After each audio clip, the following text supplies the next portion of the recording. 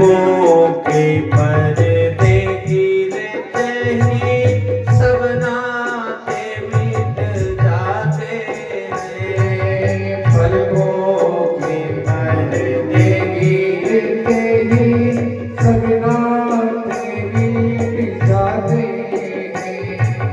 जिनकी चिंता में तू जलता, जिनकी चिंता में तू जलता, वे ही चिता जलाते हैं। जिन पर रक्त बहाया जल सब जल में वही बहाते हैं। जिन पर रक्त बहाया जल में वही बहाते हैं। जिन पर रक्त बहाया जल सब जल में वही बहाते हैं।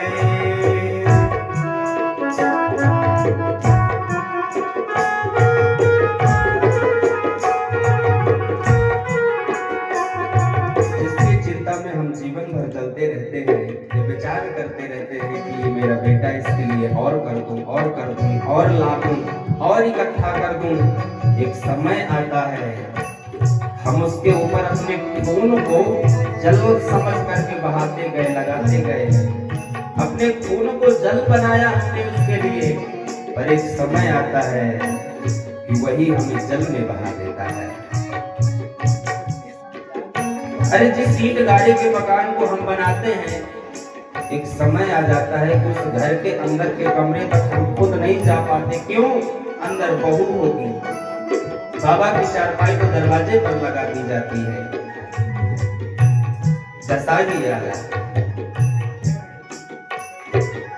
घर के स्वामी के जाने पर, घर के स्वामी के जाने पर, घर की सुखी कराते हैं। घर की सुखी कराते हैं।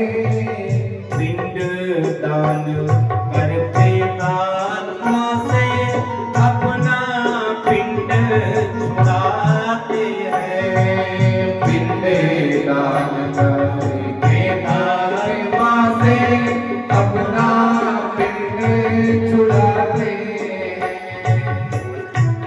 जब घर का सयाना, घर का वो स्वामी चला जाता है, घर की शुद्धि कराएंगे, ब्राह्मण बुलाएंगे, गंगा जल छिड़काव कराएंगे जहाँ मिट्टी पड़ी थी।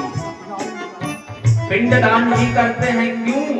इसलिए करते हैं कि कहीं वो मर करके प्रेत ना बन जाए और प्रेत बन करके वापस ना आए। कोई कमी नहीं छोड़ता ये स्वार्थी जीव।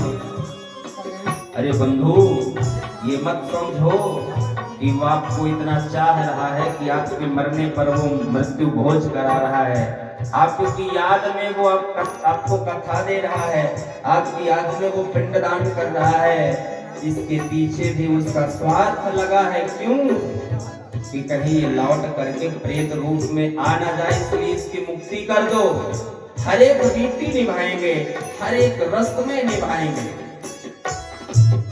चौथे से 40वें दिन तक, चौथे से 40वें दिन तक हर एक रस्म निभाएंगे। हर एक रस्म निभाएंगे।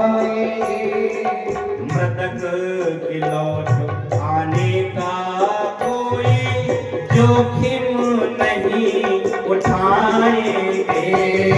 मृतक के लौट आने का कोई जोखिम नहीं उठाएंगे। मृतक के लौटाने का कोई जोखिम